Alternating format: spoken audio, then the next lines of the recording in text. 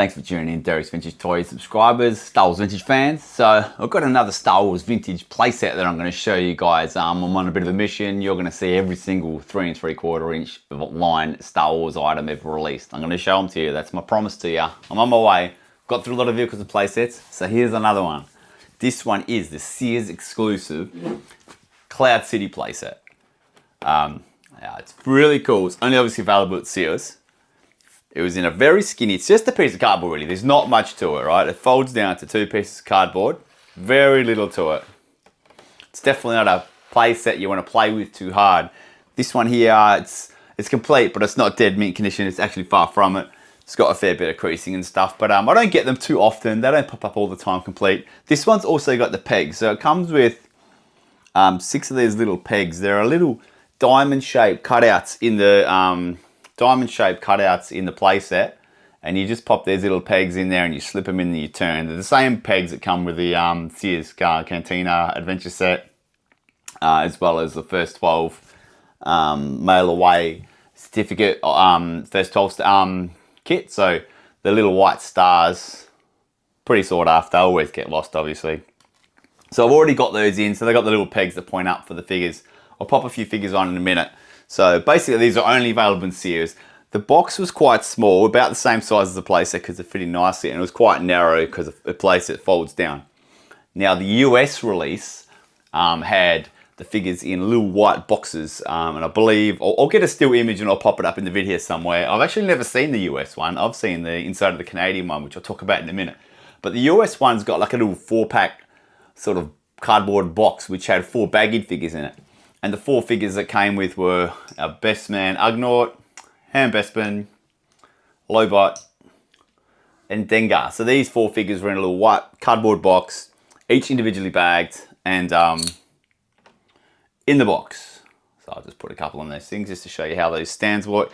Now there's also one peg that goes up here, but I'm not going to stand a figure there because this cardboard here is a little bit bent in. That's not really going to take the pressure of a figure right now. So I'll pop Lobot there just for a laugh. It's everyone's favourite figure, right, including mine.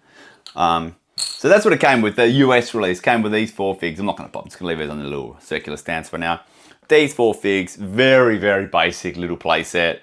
I don't think it was overly expensive at the time. And yeah, you pop a few figures on there and you just display them. That's it. You're not going to get much out of it. It's not very playable. It's just a backdrop kind of play set. Very, very fragile. Not much to it, like I said. It's a cool display piece. You pop it up, you can get maybe most of your Bespin figures, Cloud Car Pilot. You get most of those figures, put it next to a Cloud Car, Twin Pod Cloud Car. Get a few like Bounty Hunters, whatever, a Boba Fett, Vader, a couple of Stormies, Chewie, all that kind of thing. You can set it up pretty good, but it's definitely not playable. So I kind of rated on playability. Playability, you give it sort of a 2 out of 10. It's pretty average, but it looks really cool. There's obviously nothing like it. There's nothing really. They didn't really make a whole lot of Bespin stuff, which is sad because it's a spectacular scene. And you think about it really, it was quite a significant scene in ESB.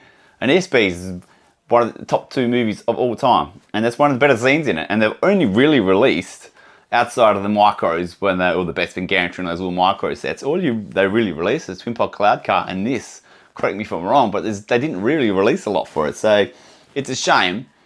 But then again, it's hard. What are you going to release? Cloud City, like it was Monster. This is it. So anyway, I think it was pretty cool, but nothing spectacular. So all in all, I'm going to give it a 7. It's highly desirable, highly sought after. It's very hard to get in super mint condition. I've had a couple. Unfortunately, that was prior to me having YouTube access, etc. So we're going to record this one. If I do ever get a nice one through, hey, I'll record it and I'll show you guys because why not? But the story doesn't end there. So this is available in the States. So these 4 figures, but I'm going to pop these figures away because in Canada, it was a whole different kettle of fish. It came with 4 different figures. I'm just going to pop these two on stands. So the Canadian version came with Ugnaught also, so not 4 different figures. Well, a combination of 4, but one was the same. It came with Ugnaught,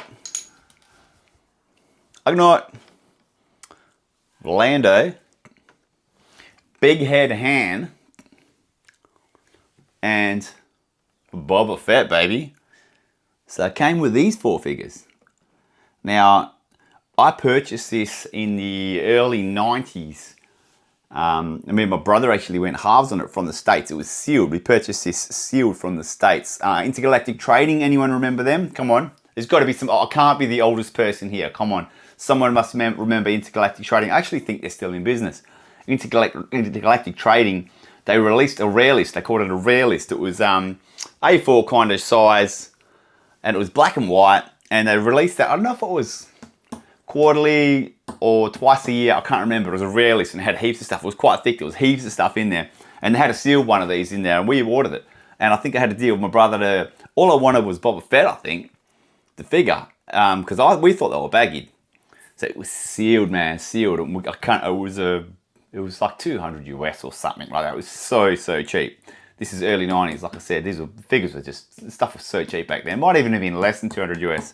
Unfortunately, this is all pre-digital camera. We only had the stupid 35mm snapshot cameras. And I took a few photos of stuff back then, which I'm actually going to get to my negatives very soon. But I don't remember taking a photo of this. I wish I had. I'm hopefully one day be surprised when I get through my negatives and I find some of this stuff. But anyway, long story short, we cut it open. And what we found in there was carded figures. So all these 4 figures were carded on, I think they were 45, I want to say 45B or C, or was it 41B or C? Canadian ESP, I can't remember, it was 41 or 45B or LC, one of the two. I'm going to find out and I'll put a still image up in the video as well because it's now eluded me. But they 4 Canadian carded figures came in there. And I negotiated with my brother. I think I paid $100. I think basically paid for half the set, and I got to keep the Vader, the mock ESB Canadian Vader. I think I paid 100 US for, top of my head roughly, right? I got it in my head. And my brother got playset, box, 3 carded Canadian figures. And these were, I remember, Ugnaught had a crack in it. Lando had a little bit of a dent in it. And Ham was really nice. And the Boba Fett was just spectacular. Clear bubble. Had the tiniest ding. Top left or top right corner. I think top left corner. Tiniest little ding. It was gorgeous, man. It would have been 80. Oh, I thought it would have been this was pre-grading, but in my head now it's an 85, 85, right? Anyway, the story goes on. This was the pride of my collection for many moons. Probably a decade later, my brother gets it in his head that if we grade it all, get all 4 figures graded, and with the playset, sell it all together, we'll make a fortune. I didn't want to get rid of my prize Boba Fett, but I'm just trying to think. This would have been early 2000s. It was after eBay. I joined eBay in 1999, so I reckon maybe this is 2002, 5, 1. I don't know, somewhere around those lines. Brother convinced me to have this graded, so this left my possession. Have it graded. We got all figures graded, and this one came back as 75. I was bloody spewing with that. I wasn't too happy with that. I thought it was higher in my mind, but for some reason that came back as 75. Now look up a 75 Canadian 41C or 45C or whatever it is. I can't remember. Sorry, I'm having a full-on mental blank. Look that up, and you AFA 75. That's probably 10 grand US today right now, easy. Anyway, long story short, we got them all graded. We sold the whole set for 2 grand or something ridiculous, and I think it was Australian dollars.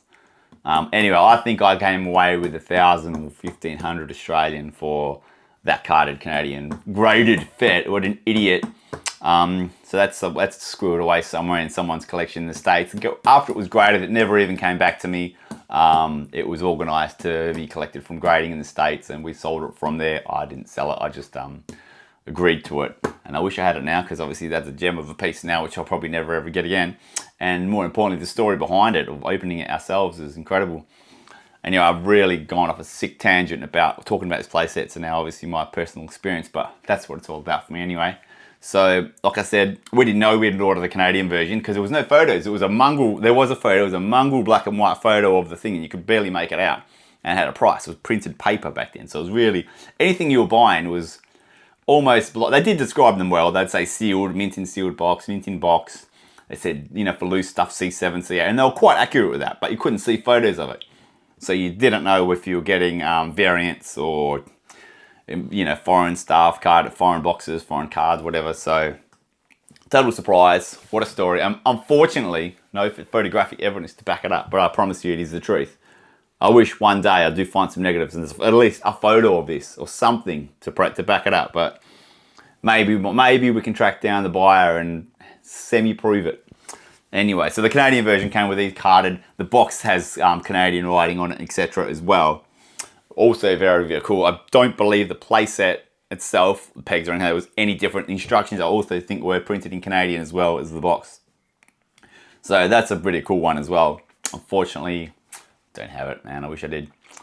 So the playset here, I reckon it's cool. Like I said, displays well, not very playable. Just another playset I had to show you guys. Like I said, if I get a Super Mint one or a Canadian one day, I will show you again. But I had this one in my hand. It's about to come up for sale. This is from the collection of James Kennison. It was the last couple of playsets I got from him. There's also a couple of nice ones coming up, so keep an eye out. But yeah, I'm going to show them all to you, man. I'm on my way. I haven't even looked at the figures yet, and I'm going to go through every single figure in detail. So you're going to see everything from this vintage line, man. This vintage line has changed my life. I've molded a lot of stuff around it, and it's not going away in my mind or my heart, and that's why I'm doing this, man. It's out of love. Thanks for watching, guys. I appreciate it.